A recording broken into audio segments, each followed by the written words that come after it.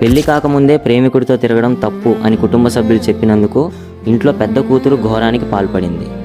ఈ ఘటన కర్ణాటకలోని కృష్ణరాజపురం పరిధిలో జరిగింది. సోమసుందర్, ముత్తులక్ష్మి దంపతులకు సుప్రియ, శ్వేత అనే 2 కూతుర్లు ఉన్నారు. పెద్ద కూతురు శ్వేత ఒక ఐటీ కంపెనీలో ఉద్యోగం చేస్తోంది. అక్కడ ఆమె కన్నేత్ అనే వ్యక్తితో ప్రేమలో పడింది. వీరిద్దరూ కుటుంబ సభ్యులకు తెలియకుండా ఒక అపార్ట్మెంట్లో కలిసి నివసిస్తున్నట్లు సమాచారం. ఈ విషయం తెలుసుకున్న తల్లిదండ్రులు తమ కూతురికి ఎన్నోసార్లు నచ్చజెప్పేందుకు ప్రయత్నించారు. అంతేకాకుండా శ్వేత తన తండ్రి పేరు చెప్పుకొని బయట సుమారు 30 లక్షల రూపాయల అప్పు చేసినట్లు కూడా ఆరోపణలు ఉన్నాయి. ఈ విషయం తండ్రికి తెలియడంతో ఇంట్లో తరచూ గొడవలు జరుగుతుండేవి. ఆ వివాదాలు తీవ్రస్థాయికి చేరుకోవడంతో శ్వేత మరియు ఆమె ప్రేమికుడు కలిసి కన్న తల్లిదండ్రులపై అలాగే తన సొంత చెల్లిపై కూడా హత్య చేసినట్లు పోలీసులు వెల్లడించారు. ఆ తర్వాత ఇద్దరూ అక్కడి నుంచి పరారయ్యారు. ఈ ఘటనపై మీ అభిప్రాయం ఏమిటి? కామెంట్ చేయండి. అలాగే ఈ సమాజం రోజు రోజుకి ఎటుపోతుంది? ఈ మధ్య ఇలాంటివి చాలా చూస్తుంటాం.